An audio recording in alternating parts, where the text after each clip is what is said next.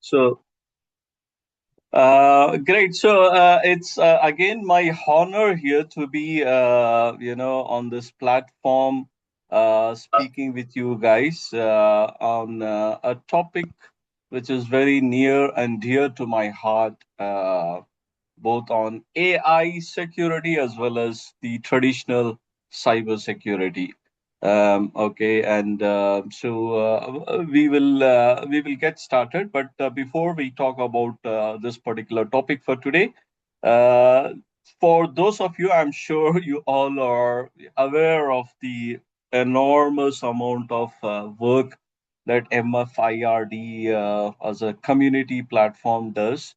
Okay, it's one of the great initiatives, like for bringing people, to upskill and also motivate them, with their own passions to become entrepreneurs in their own specific domains, and other great stuff, right? So if you've still not really looked at what they all do, it's high time you go and look up their excellent work. And this is one of the initiatives. Like every week, we have a discussion on a particular topic, and then yeah. So let's get started about this. So that was just a little bit of intro about this particular community forum.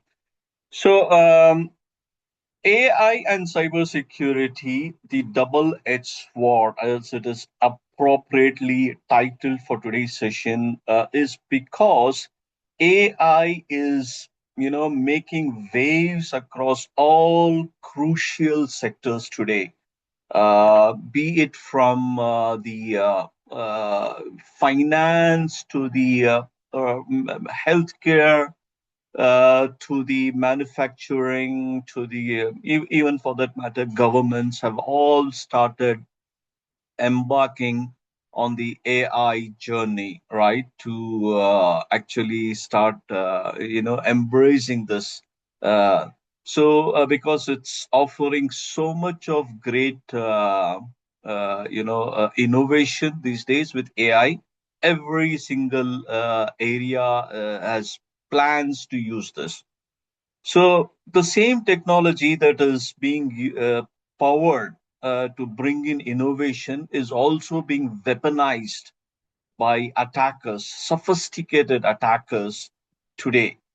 And these sophisticated attackers are no longer, bringing to us the picture of just a normal data breach that we were all accustomed to hear and read about it about a couple of years back. Today, it's all about the new age of cyber warfare, assisted and powered by AI. So it's all about how we as defenders need to be ready with this particular onslaught of the new wave of AI related cyber attacks that are happening, right? And as I mentioned in the intro, it's no longer an optional skill, because every organization these days, they need to have cybersecurity as their basic survival lifeline, right? If not, then the question is, it's no longer a question of if, but when they will get attacked. So that's why, welcome to this new session about AI cybersecurity, where we will start learning about all that stuff. A little bit about my background. I'm known as Hidayath Khan in the industry, and I have dedicated and focused cybersecurity experience for the last 25 odd years. I've been there and done that from the trenches kind of scenario. Worked for Fortune 50 organizations like Kimberly Clark, Emirates Airline, Cyberbit, and all that. And I am also an instructor for a lot of vendor independent organizations where I travel all over the world mostly, and then I teach very what do you call the prominent courses, like ethical hacking, penetration testing, and something related to cybersecurity essentials and stuff like that. So again, it's my current focus is on AI security and AI red teaming, and and that's where I want to share some of my insights and knowledge about all this. So just having knowledge today is no longer enough. It's actually the expertise and the skills that are needed to actually go and defend against this new onslaught of the attacks that are being that are being actually sent to us. So that's where we need those skills, and I am passionate about teaching and sharing my experiences, and that's why I'm here to offer from my side my perspective on how all this and what can we do as industry leaders to mitigate this kind of threat. So let's start by talking about the reality of today, 2026 reality. AI is everywhere, as I mentioned in the intro slide. In the healthcare, currently, as we speak, AI is literally is being used to diagnose complex, diseases, and also to manage patient care pathways in real time. That means to say it's a real critical life critical data that is being exposed through the use of AI. If the systems that are the medical systems are not being properly secured, the same AI which is used to do all this high complicated work can expose that sensitive data of the patients and all that. Okay, and that's a big dangerous thing that is currently happening. Similarly, in finance, the BFSI industry has started adopting AI at a very big scale, and there are lots and lots of trillions of transactions are happening all over the world, powered by powerful AI algorithms. And there is also something called fraud detection. And if something goes wrong here, if an attacker exploits these interfaces into the financial world, okay, the meaning here is the financial or economic stability is at risk, okay, because of this. Similarly, AI is making a big entry pathway into manufacturing and industry, especially with the supply chain management stuff. So a lot of industries and manufacturing companies are using this. So that means to say the complete supply chain market is at risk. The if an attacker is able to somehow compromise a supply chain, the whole of the the industry and that particular completely industry segment is at risk today if the AI is not done properly and if they're not secured properly. Similarly, services like the intelligent chatbots that we have for different organizations these days. Air Canada had a very big massive issue. Um very recently someone tricked the chatbot for Air Canada, right? And pretending and faking it, saying that there is a bereavement, that there's someone, I mean, there's some death in my family, and I need to travel urgently, and I need a very discounted rate. He was able to, do some emotional kind of thing and convince the chatbot to give a ticket, a very very discounted ticket, right? I think it's for $0 or whatever. I'm not really sure about the amount. But then Air Canada had to honor that because the court also ruled against them because they said it's your problem because you did not configure your chatbot properly and it was hijacked, right? So there are lots and lots of cases like this. So this is the 2026 reality where things are, going at a great scale where AI security is concerned. This particular slide here is giving us the the metrics or the numerical value for the AI security. So the AI security landscape that I just project presented to you in the previous slide, the industry, the market, current market value, in 2024, 2025 is around $50 billion, right? People and companies are, have already started bringing in cybersecurity solutions that will deal with these kind of AI security threats. But that is just the beginning, right? But in by 2020, the projected investment in this market area is an exponential growth here, more than 134 billions, right? So the source is all here. By the way, for every single slide here, I have a validated source that you can check it out.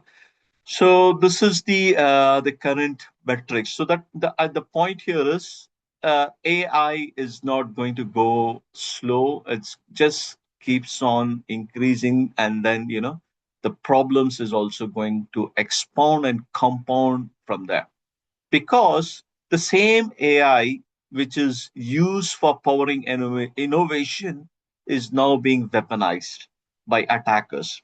So that's why, we will go here and see the different types of attacks that AI. Broadly speaking, there are three threat levels that we need to worry about. In this presentation, I'll be doing two, but there's a third one which I'll also mention for the sake of completeness.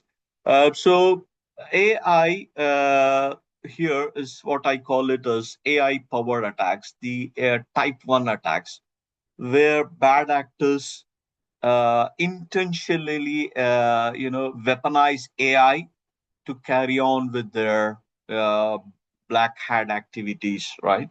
So this is a type one. Then there's a type two where attackers themselves are going after AI. Okay, the brain behind AI, the LLM, the large long language model, okay, and stuff like that. Then there's third one, which is also the category type three is what we call it as what's the type three is mostly related to the ethics side, right? And the audit side of that type, which I will very briefly mention, but we will not be discussing that here in this presentation. So again, let's start with some numbers. So this one here, just in 2025, $28 million were lost all over the world. That's the that's the value that has been assigned for AI-driven attacks just in one single year. That's a 72% increase, and all of this was just directly related to an AI-driven thing, right? By the way, if you look at those sources there, you will get the exact figure and the different attacks that have happened. And this is actually telling us the one of the biggest initial the attack vectors was the AI generated phishing. So for those of you who are new to phishing attack, okay, phishing is a fraudulent email that appears to come from someone that you feel that is genuine, and you need to open it, click on the link, right? So it's like trying to. So in the past, about 3 years down the line, before 2022, I'm a red teamer. So one of my activity, in red teaming is we do something called phishing campaigns. And then there are some, off the shelf, very excellent, elegant tools called Kingfisher, Go Fish, that will go and create a fraudulent looking email, from, let's say, I want to send an email from emiratesairline.com or emirates.com, right? I can go and, clone that particular website, have the exact look and feel, and then, I can send someone as if from the recruiting department of Emirates Airline saying that, can you, we have selected you, and can you please click on this link to fill in the data, or something like that. So, and we had to go and build the pretext, right, manually, and see which one. But the success rate for people opening that was, I mean, it was good, but it was not so. You could not vouch for 100%. Everybody would open, even though we had tools that can do that for us. But today, it's more than 1,000% surge, thanks to AI generated phishing attacks. Uh, People will just click on an AI, email, AI phishing email, because it's all so real and so personal. I think I have a slide coming up about a phishing attack, right? So I'll just park it there, and and the actual slide I'll talk about how that actually happens. So that means to say, the open rate, okay, it's more than 78% today. When attackers send an AI generated, people are bound to click on that and open it up, right? So it's more than 12% than the traditional phishing things that we used to do in pre 2022 days. So that's the amount that is happening. I also have a very interesting story to tell you about this. Okay, I'll tell you in the later slides. So that's the amount, $5.72 million. Okay, lost just for the AI in 2025. So this is the thing that I was talking to you about, the phishing emails, the social engineering, right? Gone are the days where we used to go and build a phishing pretext. Basically, it's something lying about, about a situation, and then trying to send them an email, and, hoping they will click on that, right? Today, thankfully, the attackers have, with the use of AI, they can actually analyze, if they want to target you, they will do something called a spear phishing attack. A spear phishing attack is, the spear, it's like a spear just going after the right person. Okay, so they go, if they want to identify you, to target you, they will actually use AI to watch all your social media interactions, like on LinkedIn or Instagram or whatever, and also follow you up, and within just a matter of a few clicks, they're able to completely create a online persona about who you are and all that stuff, and whom do you talk to, your Twitter, your X messages, and they're able to create a very personal message that you are bound to click. Okay, this happened very recently.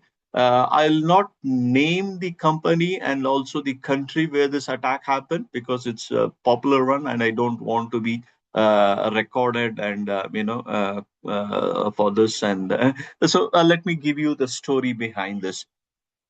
So some attackers were following a CEO of a very big company, right? They are a manufacturing firm. Just let me tell you that, a very high profile, high revenue manufacturing firm, and the attackers wanted to, get an opportunity to, target him and hack him. Um, so one day they found, this particular CEO. He receives an email, and that email happens to come from a school where his children currently were studying, right? So let's say the name of the school is Eastern Eagle Ridge School. And the email reads something like this: Dear parent, uh, you might have heard about this unfortunate incident that has happened in our school right now. There was some kind of a local, incident that happened. Something, think of something like a blast or something that happened in the vicinity. So I'm just telling you how fast the AI attackers are and how fast they can operate. And just the news was out in the local media, and within a matter of minutes, the CEO is receiving an email from the superintendent of the school saying, "Dear concerned parent, you might have heard about this unfortunate incident that has happened at our school premises. As a matter of emergency and safety for your children, we have put the school in a lockdown mode. No parents or no one are allowed to visit the school until we get back to you. But if you want to have more information about your child's well-being, please click on this link to get you, and we will give you an updated information about your child." Now tell me, which parent on planet Earth will not click on that link, right? And everybody, right, would click. That's the amount of precision and the personalization that is happening today. So I guess the CEO clicked on that, and after a week, there was a big, massive breach in this company that he was working for. And so they were the investigators, the incident responders. There are big companies out there who come and respond to an incident. While they were troubleshooting and identifying the root cause of how this breach happened and so much of $1 million lost, they traced this breach to an email which the CEO had clicked, and that click had opened up a connection to their internal machines. From there, the attackers were able to piggyback and go deep inside of their, stuff. So that's the sophisticated phishing attacks, that are out there today. Okay, and the long story short is, attackers are with the use of AI can just spun out things like this very easily. So end of generic phishing, no more, poorly worded Prince of Nigeria, no more massive mass emails. And 82.6% of all phishing emails are now using AI, right? So that's the current state that we are there.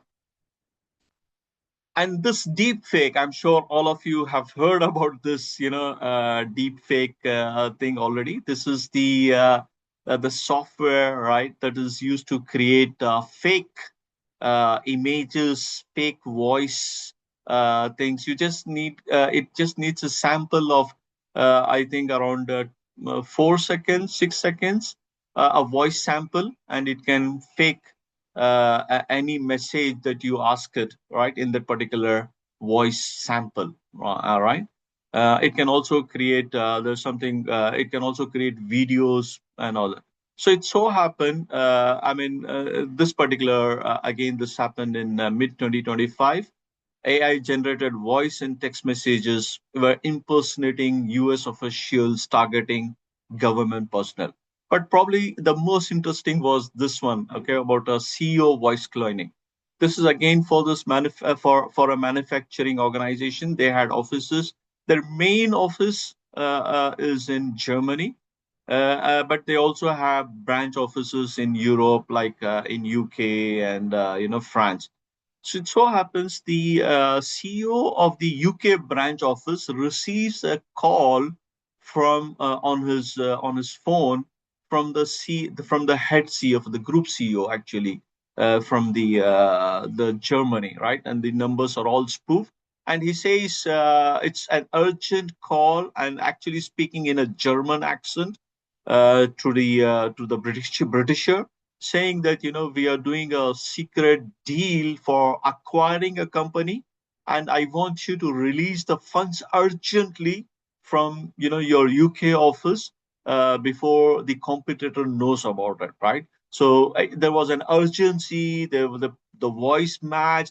and there were also other people in the room. It was actually just not the voice, but the deep fake was also. I mean, the meeting room, and there were also other personas like the CFO was present there. These were all deep fake images. Nobody were present. It was just one person using this to conduct this. And of course, the UK office CEO, he saw from his eyes that there were people sitting in the room, in the meeting room. The CEO is there. His voice he can recognize, the German accent. The CFO is also there saying, "Can you please do it? We are authorizing it now," right? And all of that, and boom, and he did it. $200 million lost. Okay, just for that particular. I think 200 or a little less than that, and total is this, right? So this is the kind of thing that we are currently seeing. It's all through deep fake stuff that is happening. And again, you might have all heard about ransomware, right? So ransomware has evolved. In the pre-AI days, we had something called ransomware as a service. Ransomware, as you all know, it's a like a malware which comes and encrypts your email and asks you money to give you the keys to open it up. But in before the AI 2022, 2023 days, a ransomware had morphed into something called ransomware as a service, just like software as a service. In ransomware as a service, someone has already created that ransomware and is offering for anybody who wants to use his tool to go and attack anybody, and they just pay him a cut. He just charges, a cut for this, right? That was like ransomware as a service, and it also had a hook there called, if you they used to tempt internal people by sending and says, if you infect this machine, we will give you a cut of 5% of all the ransomware that we receive, right? So they send messages to internal people, just bribing them, that's a ransomware as a service. But today it's AI assisted ransomware. So AI assisted ransomware is, much more deadlier. Here we are talking about, not only double extortion attacks but triple extortion. In the actual ransomware attack, it's an extortion attack, right? Where they encrypt the data and then the attackers say, pay us so much of Bitcoin money and we will give you the keys. But in double extortion, they not only encrypt it, but they also steal the data. And then if you don't pay that money, they actually go to the people whose data they have stolen from your system. For example, for a bank, they've stolen customer records of a bank. And they are pressurizing the bank to pay the actual ransomware. If the bank is delaying, not paying, they actually go to the customers, right, whose data they've stolen. They'll show them the proof saying that, look, we have stolen this and your bank is not doing anything about it. If you don't, we are going to use this or whatever. So double extortion, triple extortion tactics and all that, right? So all this is happening through the speed of light. And this is all using polymorphic malware using AI. Because if you want to go and check out how all this is happening, it's very, very difficult because it is changing the signatures on the fly. Then this is about the crypto highs that we were talking about. This is agents doing the actual hacking. Right, today we have agentic AIs doing all sorts of the crypto exchange operations, and someone was able to exploit this and do away. Actually, a related story, but not exactly related to this. You guys who are following AI development might have heard about this new phenomena that is shaking the internet from AI, called something called open claw. I mean, I'm sure all of you heard of. This is the autonomous AI agent you can configure, which can go and do everything automatically on your systems, like it can book a ticket for you. It can do everything. Like, you have to do it manually, it will do it for you, right? That's just an open cloud. The author of this, Peter, I don't remember his last name, something. So he had first named this something called Claude Bot, right? A little downplay on the Claude AI, Claude from Anthropic. So they kind of sent him an email, a defamatory message that you need to change the name because it is a conflict of interest with us.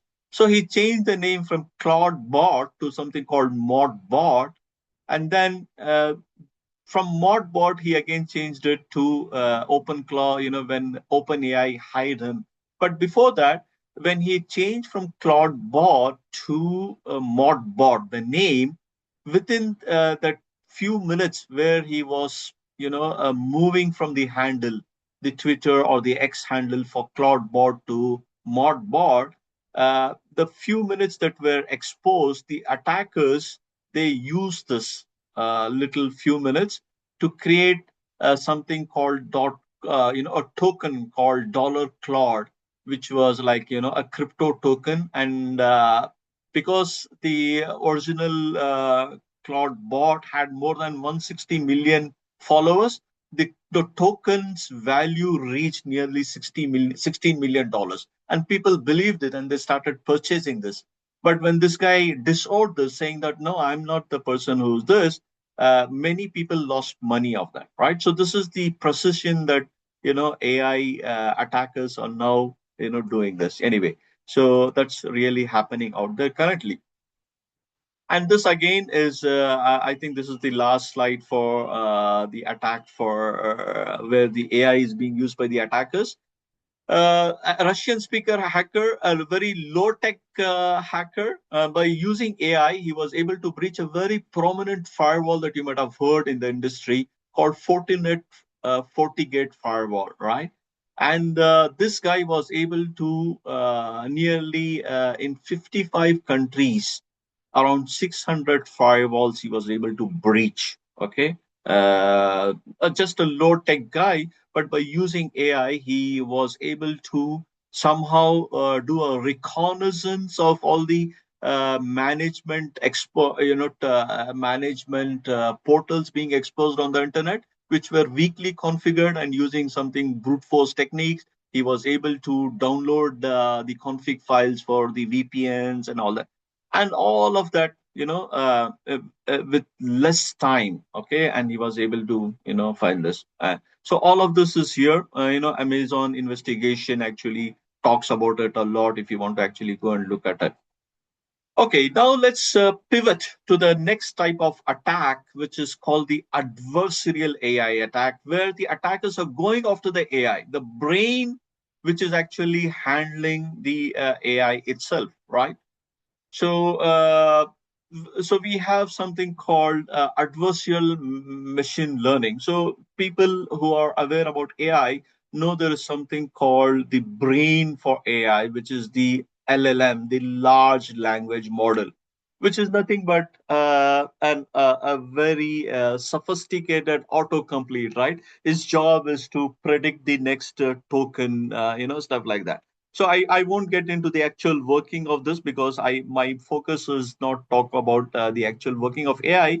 We have something else to cover. But let me stop at that and say this particular learning that an AI does is by something called pre-training of the data, where I mean the commercial providers of AI like Anthropic, Claude, or Google for Gemini, and AI for Chat GPT.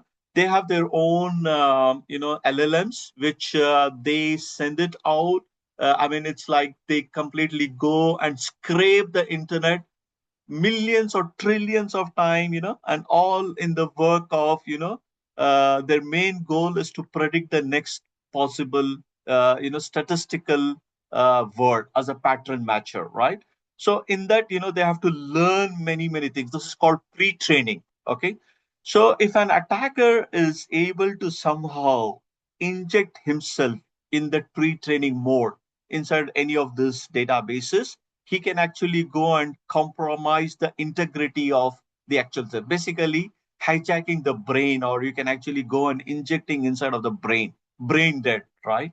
So this happens. It's actually happened in real world, where an attackers were able to poison the training data set, and as a result, whatever you ask the AI, it is not giving you the factual information, but actually poisoned, from its trained poisoned database. Then the other type of attack is called prompt injection, which I'll talk about it in the next slide, and model extraction. So let's talk about prompt injection. You all have used AI chat GPT, where you go and ask something on, that when you type something there, that's the prompt, right? So the prompt, what you type as the user, it's called as a user prompt. But internally, every AI has something called a system prompt. That system prompt is actually, it's like a guardrail. It will not allow you as a user to extract or do anything, ask anything dangerous stuff, and the AI should not be answering that. For example, if a user is asking a question, can you give me the steps to make a bomb? The chat GPT AI will say, no, I'm not designed to give you answers to this. Sorry, right? Or something like that. But this is, I mean, there is internally there is something called a system prompt. So if you ask something, anything that it is not designed, it will just not answer. But the hackers have a way of bypassing that system prompt internally and still able to ask the question, can you show me the instructions on how to make a bomb? And it will happily do it for you, right? Even today, right? And there are techniques there called prompt injection. Prompt injection is just a direct technique, direct thing. But usually, these today, what works is something called indirect prompt injection. Indirect prompt injection is you just upload a file, maybe an image, and that image has got internal instructions buried inside. In the form of a steganography. Steganography is hiding data inside of images. So there's an hidden instruction inside of an image, and you're asking Chat GPT, can you please open this image and tell me what this is all about, right? Even today for Google, you can say, can you tell me, Google, what this image is all about? It will tell you what this image. So inside of that hidden image, there are instructions, to do malicious stuff, which, like, for example, can you give me instructions on how to make a bomb? And if can happily, it'll do it for you, right? So this is called inauthenticated content generation, and this is happening in the real world, right? So there is again something called, there are many techniques here, but this is just for the sake of time. I'm just giving you one, which is indirect prompt injection that can do it. Similarly, this happened in the real world, spoofing, eco spoofing attack. Again in 2025, companies today, these days, I mean, we don't use the traditional email servers, right? We all use, the email server services from companies like Proofpoint and, other popular things there. So Proofpoint fell victim to this attack. Okay, they have I mean, this is a little bit technical topic, but I just want to mention it here for the sake of completeness. They have ML, machine language based, detections, right? And basically, inside of the email servers, there are three things, or three or four things that will actually configure the security for email. Something called SPF records. They stand for Sender Policy Framework. Then there's something called DKIM, DKIM. This is for the domain key integration message, and the integrity message, and then DMARC, domain message authentication request. All this has to be properly configured. And that's how, to prevent attacks, spoofing attacks, right? No one can send an email, let's say from a bank to someone, that kind of thing. They'll stop it. So Proofpoint have all this properly configured, but an attacker was somehow able to, using AI technology, generate 3 million spoofed emails. And he was able to impersonate global giants like Disney, Coca-Cola, Nike, and he was able to send emails, and people thinking those emails are coming from real, right? Again, like a recruitment scheme or promotional offer or something, they clicked on that. Okay. So this is the kind of stuff that happening right at that level on the thing. And then the data poisoning I mentioned, going after the data. This actually happens in a especially for the supply chain. If an attacker is able to somehow compromise some entity in the supply chain, he can actually go and do this as well. So this is the agentic failure. You might have all heard about agentic AIs today. People coming from the cybersecurity background might have heard, or and me talking in my previous session about today the SOC, the Security Operations Center, where we had L1 roles, the level one roles, are now all being completely replaced by agentic AI. Right. So agentic AIs are the ones that look at the logs. They can, generate tickets, and they can escalate the incident for L2, L3 people to look at, that kind of stuff. So agentic AIs can do many things. The open cloud that I told you, and all of that stuff. So agentic AI, that means to say they are multi-model. They can look at the logs, they can look at the audio, video, they can search the web, they can do many, many things. And that every exposure is actually adding a lot of vulnerability there, right? And if they're not done properly, this can go into a very big catastrophic stuff. And people have used this to create, attack fully autonomous attack generators. Just in one single thing, there are agents that can go and do the reconnaissance. They can go and find out the actual vulnerabilities. They can go and develop a 0 day for that and start exploiting and all that stuff. So all of this is by using agentic AIs. Currently, as we speak, it's happening out in the real world, right? And just as a interest, as something of interest for you guys, very recently, okay, when this AI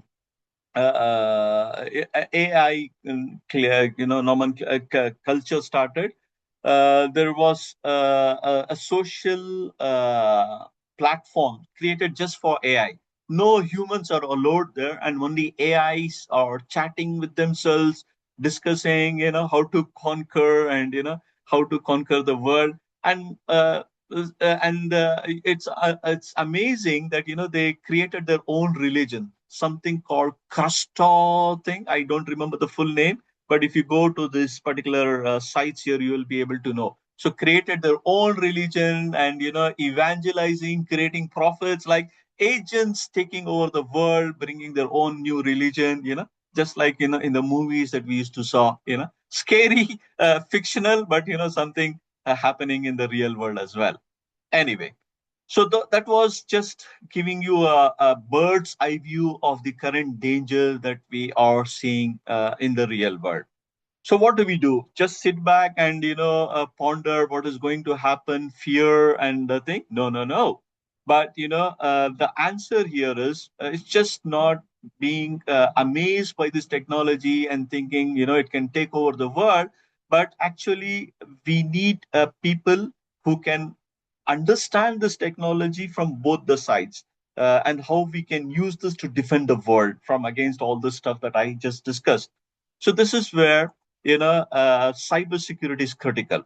Cybersecurity, as AI is permeating every industry, so is cybersecurity. Because you need cybersecurity to go and actually uh, secure not only AI, okay, but also the other traditional stuff. But why now the need has become much more greater because of AI, because AI is now amplifying things at a very, very great rate. The speed and the scale and the sophistication is happening in minutes, right? And then the defenses are not able to cope up, and the only reason here is the human element, right? We don't have those skilled people who are able to actually interpret the tools themselves, because AI is used by the bad guys and also by the good guys in terms of the security devices. So today, firewalls have AI, the SIM solutions have AI, your endpoints have AI. But then there are two fundamental problems here with these things that you have to know. Fundamentally, AI, as I told you, is not a fact checker, it is a pattern matcher, right? And that's why it is prudent to make mistakes. One mistake which is inherent to its nature is something called hallucination. Hallucination is a AI property where AI confidently lies about something even though it is not really true, right? So it just builds it up, right? It doesn't have an intent to lie, but it is if you ask something and if it doesn't have it in its database, it will confidently lie it, and then show you the facts about it. Let me give you a story about real world story about this. In 2024, in New York, a lawyer was presenting a case, and he wanted some preceding cases presented as part of his testimonials to support his case. So he used Chat GPT, and Chat GPT he asked about this case and about any previous cases very similar to this. Chat GPT gave him four similar cases with exact with accurate timestamps, the characters involved, the people involved, and also it completely faked it up. It was not really true. And when he presented this to the court, the opposing jury, the opposing people, they found out a lot of discrepancies, and and ultimately his thing was exposed, and the judge actually sanctioned him. So this is a clear case, that AI can hallucinate, fake it up. Don't. That's why you see on Chat GPT or whatever AI, when you use it, it says it can make mistakes, verify it, because it is that's the point, the thing that it can hallucinate. And the other stuff that I was mentioning was it is actually cut off in time, because the training data, let's say, Chat GPT's training data is a 2025. What is happening in 2026? It has no knowledge, right? That's where we use something called RAG to augment that and get more information. But I'm just trying to tell you, this is where as humans we need an ability to go and infer if AI is telling us something from the tool, is it really something, or is it current or what? That's why, as humans, we need the ability to do that, because AI can really identify if this is an attack. But as a human, I need to understand, if AI is not telling me the truth, or if it is making up, and if it is current or is it past, that kind of stuff. So the hard truth about cyber security is, in the age of AI, cyber security is not optional, because it is not AI is not going to replace the real cybersecurity professionals. It is replacing the early birds. I mean, when I say early birds, it's the people who don't have the real cybersecurity skills. I mean, they are just the L1 type of people who can just open up a tool and look at the logs, but they cannot interpret the logs themselves. They don't have an idea to infer what is happening. So those those categories are all being replaced today with the agentic AI. But if you have a knowledge about how to interpret the logs themselves, right, and you can actually use AI as a force multiplier, and that's how you can thrive today in that. So the knowledge here is actually important. If you don't, then these things are going to take away your jobs, and they are doing it. And then you risk becoming obsolete, right? You are no longer there with that stuff. And thankfully, cybersecurity is thriving in terms of the job opportunities that we have. For 4.8 unfilled positions globally, even for India, there's huge stuff. 87% workforce needs to increase. I mean, there's a lot of demand. There are very less supply there, right? So uh, people when they can think of cybersecurity, they think, okay, just go, let's take some certification, from somewhere, and that's enough for us to enter the cybersecurity. No, today with the AI threat, you need to have the hands-on skills. Okay, that's non-negotiable. You need to train yourself like a real guy, like an attacker, have those real life experiences. Only then you will be counted for, and people will look at. So with that in mind, I'm reintroducing a course that I taught about a month before Ramadan, called Cybersecurity Essential Course. And these modules are designed for the AI age itself, right? So every module that we talk here is actually catering to the need of modern day AI attacks. And it's the thing where it's a hands-on course built from my practical exposure, being a consultant. Have worked for almost I mean 25 years in a hands-on role. So I've seen there, done that, from the trenches kind of thing, and created some practical labs and used the industry grade tools. And with my knowledge about the industry and where it is going, I've created this course which is near and dear to my heart. And the people and the last cohort batch that they took it, they loved it enormously, right? And I'm bringing it back because many people were not able to attend it. So this is again back here, coming up. Let me give you actually a bird's eye view of what this is and where everything is related. Okay, I won't spend much time here, but let me just see if there are things here. Hang on a second. What this course is all about, right? Just to give you, hang on a second, it's here. Um, I'll just choose the word called, you know, course.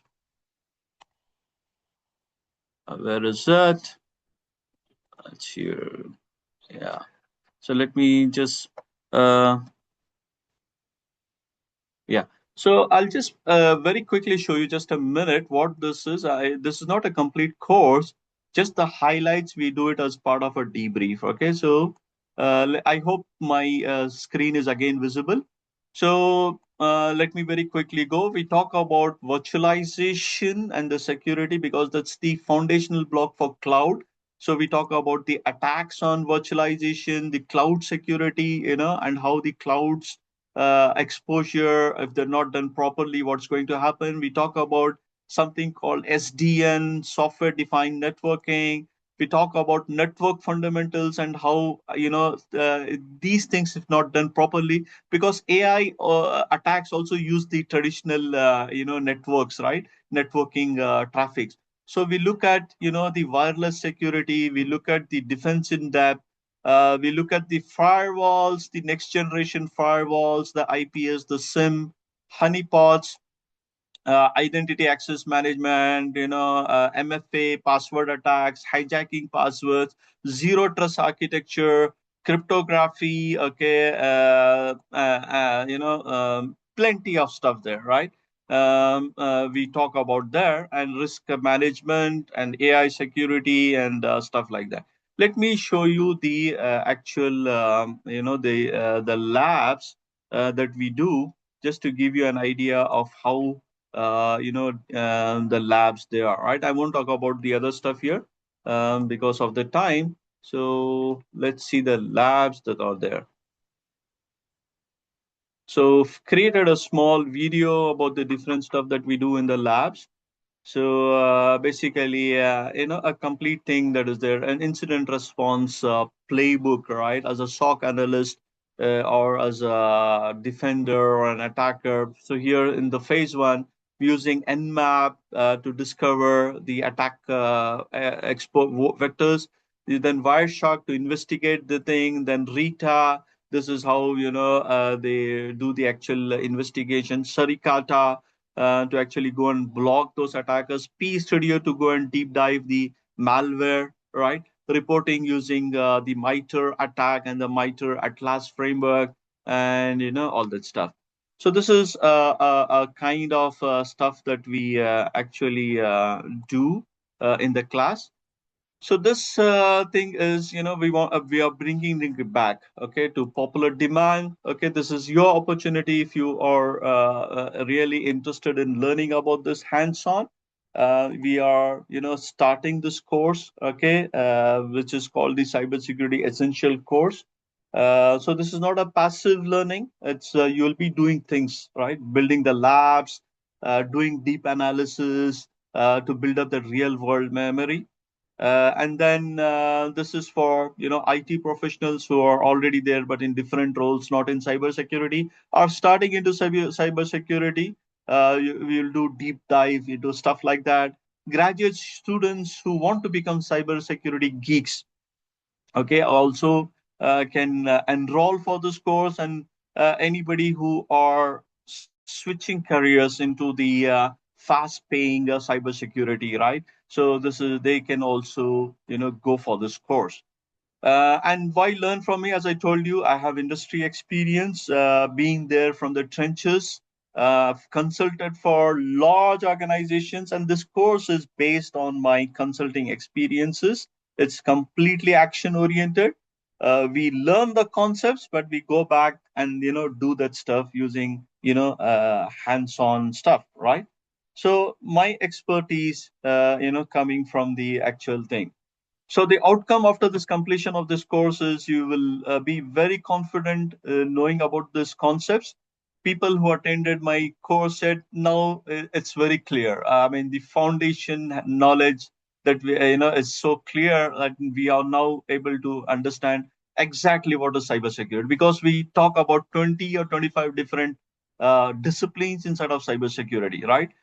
So with the CIA now becomes much more clearer. You understand the technology, and then how the technology gets exploited by the attackers, the protocols that get exploited by the attackers. We look at technology like SSL, VPN, firewalls, and how the attackers can exploit and how you need to actually use them, and of course the incident response and stuff like that. So this particular thing is at a very nominal rate. Okay, the idea here is if you don't have a cost value to the course, people just don't turn up. This is my experience, right?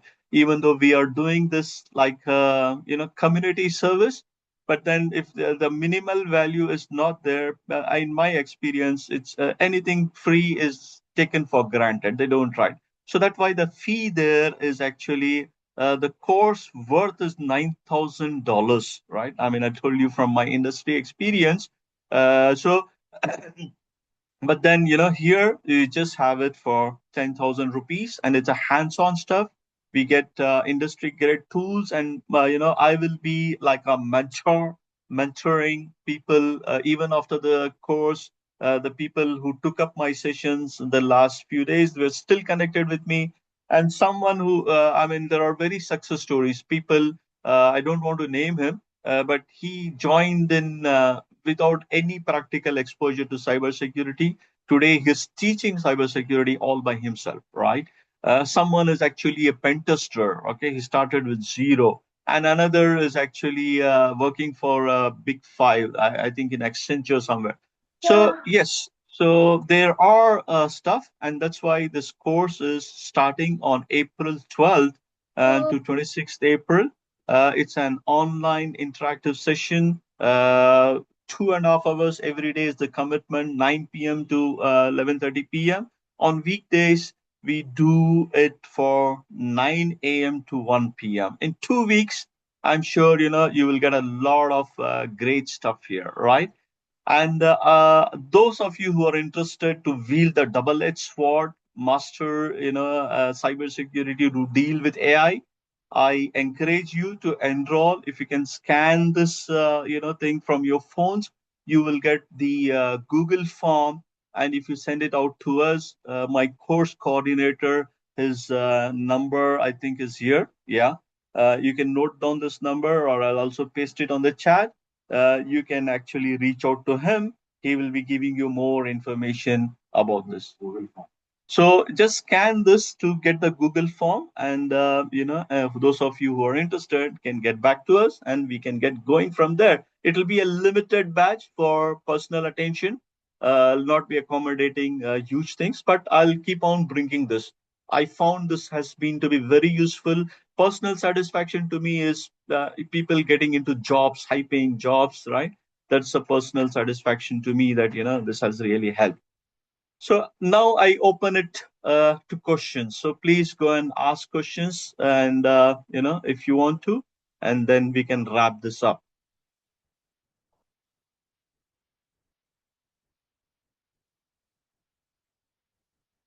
Anybody there?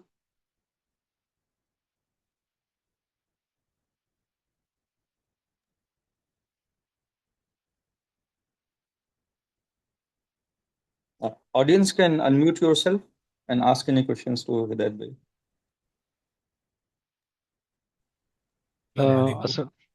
Yes. Assalamu alaikum, Hidayath bhai. I've sent Walaikum you salam.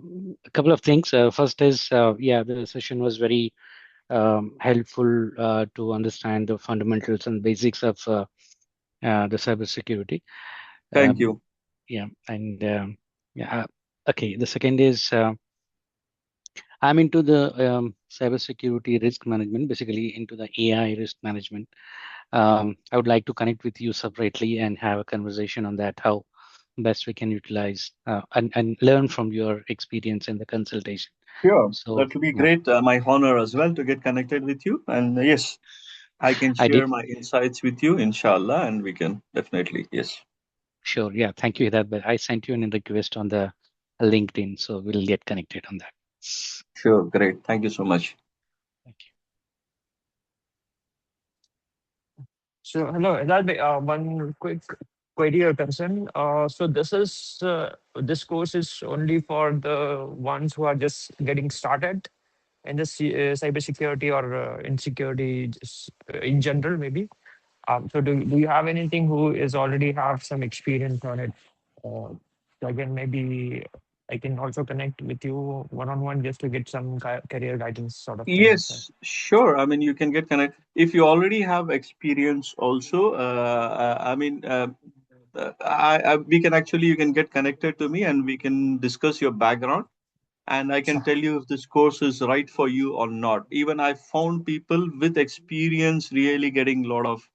crucial help and insight. In my previous course, there were people from more than 10 years of experience, and they Mhm. all went away with a huge amount of production knowledge, right? That they were able to implement right on their networks, on their actual production systems.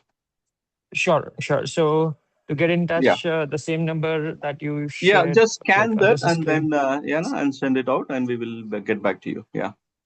Okay, perfect. Thank you. हिदायत भाई अस्सलाम वालेकुम Walaikum salam.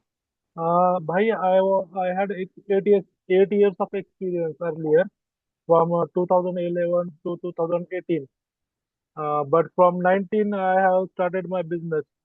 Now business is not doing well, so can I move back in IT right now? Because there is 8 years of gap I have right now. You already have IT knowledge, previous IT Yes, knowledge. You have. previous IT knowledge I have, all previous IT knowledge. Okay, sure, you can get back. If you have IT knowledge, it won't make the learning journey is not so uphill. You can, based on a little bit of like persistence from your side, you can definitely scale it up. Not Earlier an issue. I used to work as a network engineer. Oh, yes. Then you won't have an issue, Akram. But if you're coming from a totally different field, let's say like a biology or something, right? Then I would say cool down. Okay, yeah. But yeah, it's Okay. fine. Yeah. Okay. Thank you. Assalamu alaikum wa rahmatullahi wa barakatuh. Walaikum salam wa rahmatullah. Hidayat sir, hoping that you are doing well, inshallah. Alhamdulillah. I graduated in 2023 and I come from a CSC background actually. And Mm-hmm. during my final year, I focused on cybersecurity, but due to my family issues and stuff, I couldn't fast track my training and stuff. And right now, I don't have a job, and I'm searching for a job. And also, I'm doing hands-on training on like pen testing and stuff. There are Okay. some courses on cyber warfare labs you may have you may heard of. Yes, I know. Yeah. Yeah. So I'm doing 2, 3 courses like they have a cybersecurity analyst course and multi-cloud and red teaming. So 2, 3 courses I'm doing right now, and inshallah I'll be finishing in a month or two. I just need to ask you that this course that you are providing, and I was literally searching for an AI cybersecurity course so that my value in the market and the career gap I have faced due to my own problems. What is the duration of this course you'll be giving us? It's 2 weeks course. Oh, good. 2 weeks, every day 2.5 hours, and Okay. weekdays 4 hours. Yeah. Okay. So, can you just advise me for how to cover my career gap? And Sure, I will. Yeah, 2023. just get connected with us on that number that you see there. Okay. Take that number Okay. Okay, and sure. shoot us, and definitely we will help you out. Okay, that's sir. Thank you very much. Thank you. Yeah.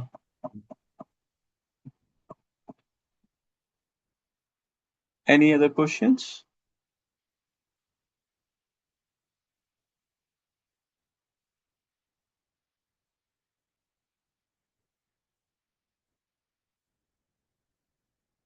There are some chat things. Let me look at it. I was not looking at it. The voice is lagging. Sorry, I'm looking at it now.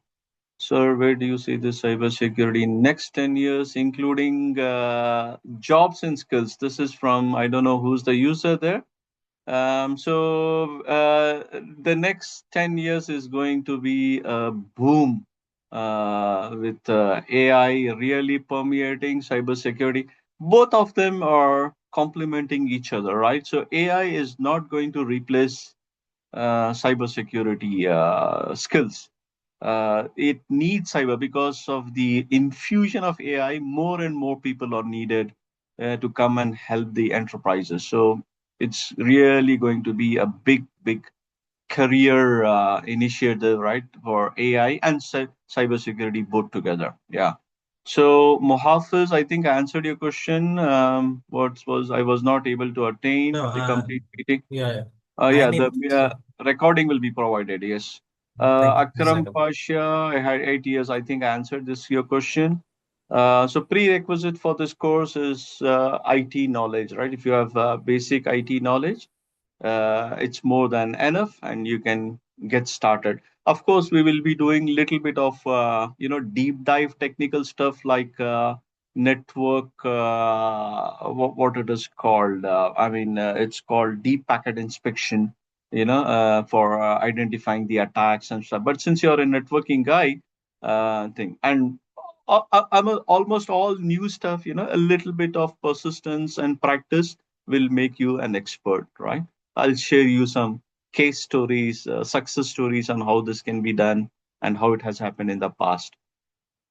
So that's it, I think, from my side. Over to you, Saifbhai, if you're there.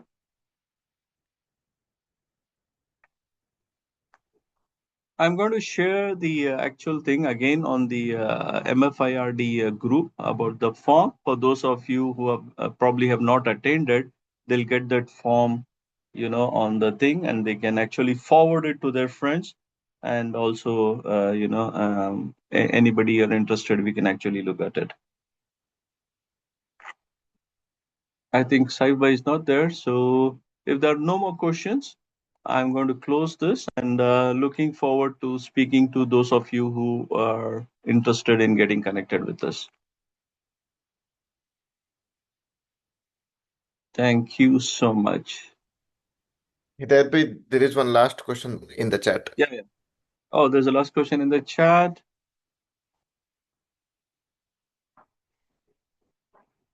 Is this course preferable to engineering students? Yes, of course. If you're an engineering student, and in the previous course, there were a bunch of engineering students, which they told me that it perfectly applies to what they were learning. It was aligning with the stuff but of course from a practical real world. I mean, the stuff they studied in their books in the college is all academic, and this was real world stuff. So yes, it will really help you, Osman.